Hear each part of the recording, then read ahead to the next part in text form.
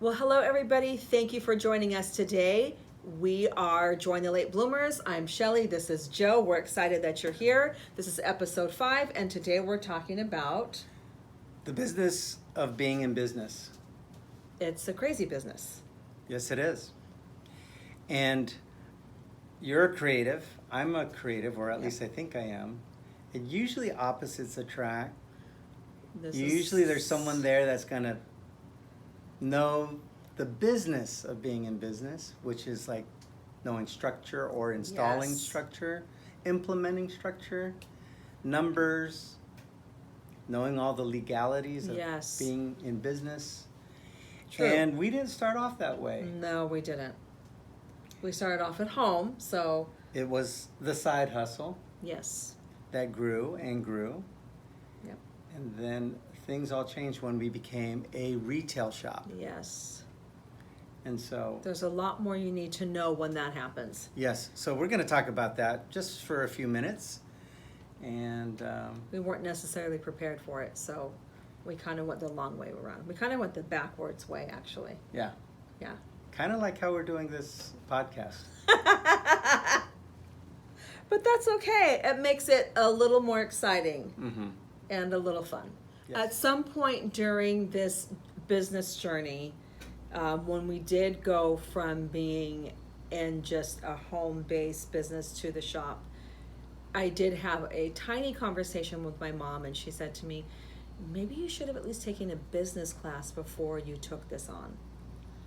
And I actually had taken classes back a long time ago in just a community college, but I was never like certified or Yeah. licensed or degreed in business. And I've never taken classes before. And I'm actually taking classes now. So, Imagine that, yeah, we are late bloomers. for sure. You know, I think that because we did things in reverse, and I think if you're a business owner, you know, a lot of the issues are really self-inflicted. They're things that we didn't see.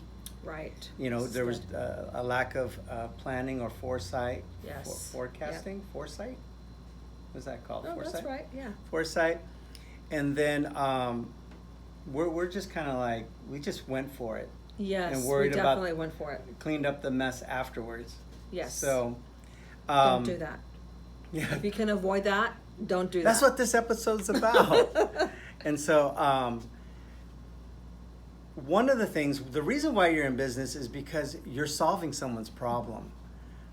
Whether it's someone doesn't get that baked good that they like, they can't seem to find a retail location that has the goodies they want, and you're that person.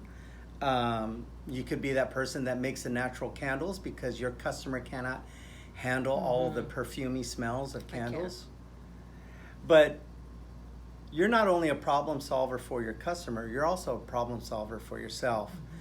And so I was reading through, and I'm holding up this little square reader, and I read the story about the guy who founded this company. He was a glass blower, and he couldn't make a sale because, you know, if you rewind over 10 years ago, it was, I think a little over 10 years ago, before there was such a thing, before there was a thing called a square reader, you had to go the traditional route of getting a credit card reader. Yep. And I don't think there was such a thing as mobile payments. No. Not the way we know it How now. old is this square reader?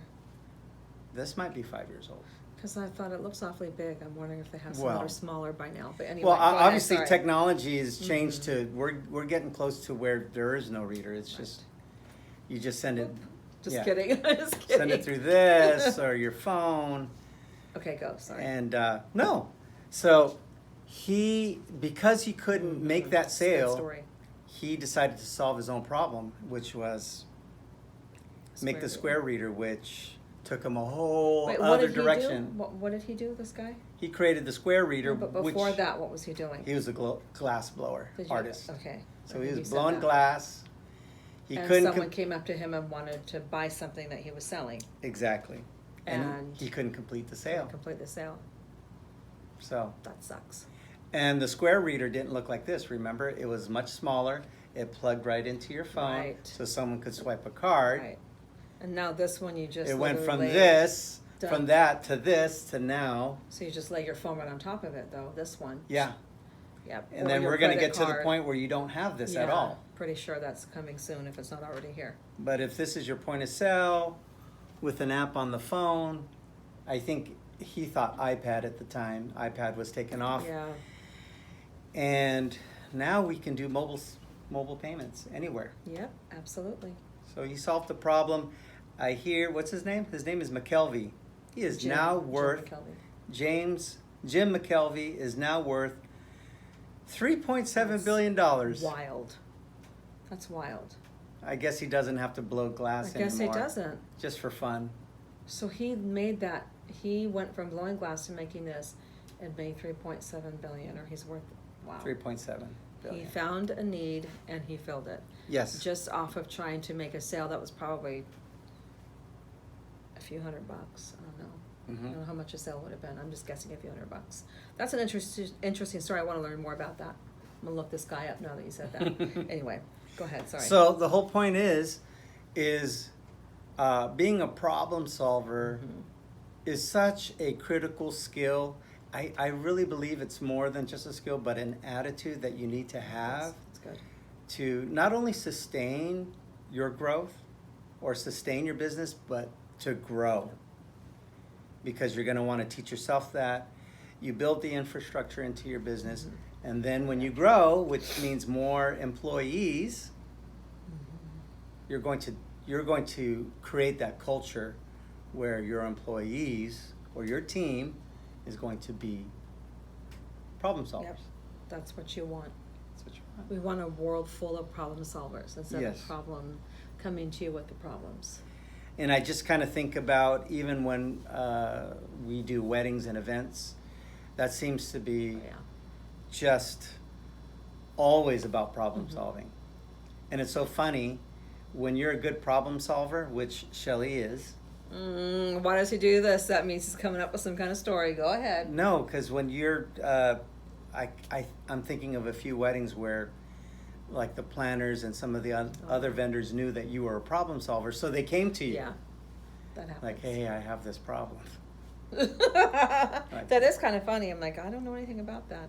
Yeah. What do you want me to do? So, anyway, that's good. Yeah. That's good. That's I think from my perspective, being a business owner, when you have employees, and we don't have very many, I don't even know if I say this to them, but now that we're having this discussion, it's something that I could definitely bring up to them.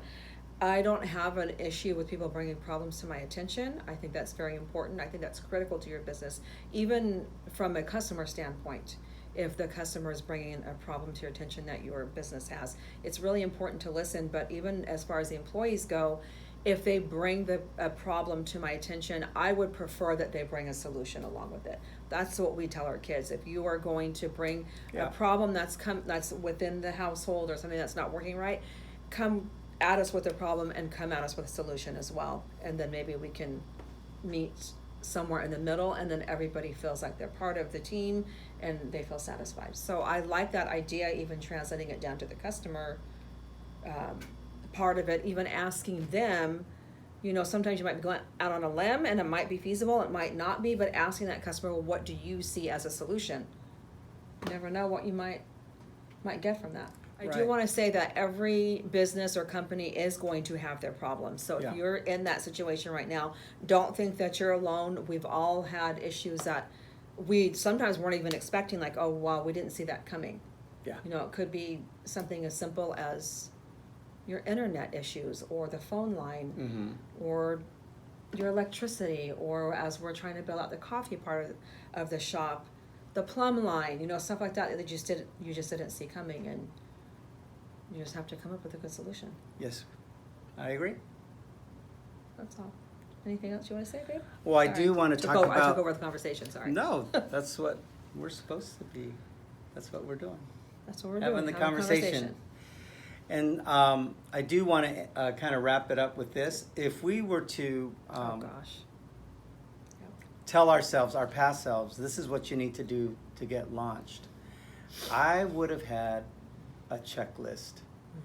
And I didn't look for a checklist. I didn't even know it existed, but I found a checklist. So if you're just starting out, or you've kind of gone our route, you just went for it and then you realize, oh, I have to do so many things to get legal and to grow, but I don't know where to look. I found a website.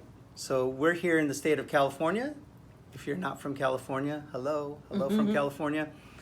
Every state should have a website focused on small business. Yep. And I found the California Secretary of State. I found her website. It's sos.ca.gov. And she has... Are you sure it's a female? Well, the Secretary of State is... I forgot her name. Okay, Shirley sure. N. Weber. There you go. So our current Secretary of State, and she has, I can't get rid of, can I? I'm trying to get rid of my, but there it is right there. There's a checklist. You were going to say something, Shelley? I was, when you were doing that, I was actually thinking that had I had this, it could have been a little daunting, and it could have actually stopped me from moving forward. It could have. But don't let it. If you can get your hands on, we did have a checklist that just didn't look anything like this. Like we said, we're creative, so our checklist didn't look anything like. Yeah, it was my more checklist creative. is more like, make sure I have the vase inventory or the flowers that I need. That's my, the right snips for snipping the flowers and the tape for taping up the arrangements or the bouquets. That's what I had in mind. Or, make sure the storefront, the window looks a certain way. Yeah. Not make sure you know how to pay your sales tax. Make sure you know how to file taxes. Make sure that you have the W-9 or whatever they get. All the W-2 for your employees. I'm like, make sure you have health insurance or some kind of coverage for your employees, which seems overwhelming. Yep. But I'm here to tell you that if we can do it, you can do it. And Yeah. then I'm going to end with this, and we'll stop if you're okay with that. Listen to your mom, because that one bit out of all of this, that's actually the one thing that stands out the most out of our journey so far, is that one conversation that I had with her. And it wasn't a long one. It was just a little, maybe you should have taken it. Take a business class, do a Skillshare. I don't know if you guys know about Skillshare, but do a course online on Skillshare just to get some basic background, and that's it. Yeah. So I'll have the links to these resources on the description on our YouTube. Speaking of YouTube, please like and subscribe, share our video. We want everyone to join the Late Bloomers. Yes, we do. Well, not everyone, but And even if you're young, you can still join the Late Bloomers. yes, because you could be a young late bloomer. Thanks for joining with us.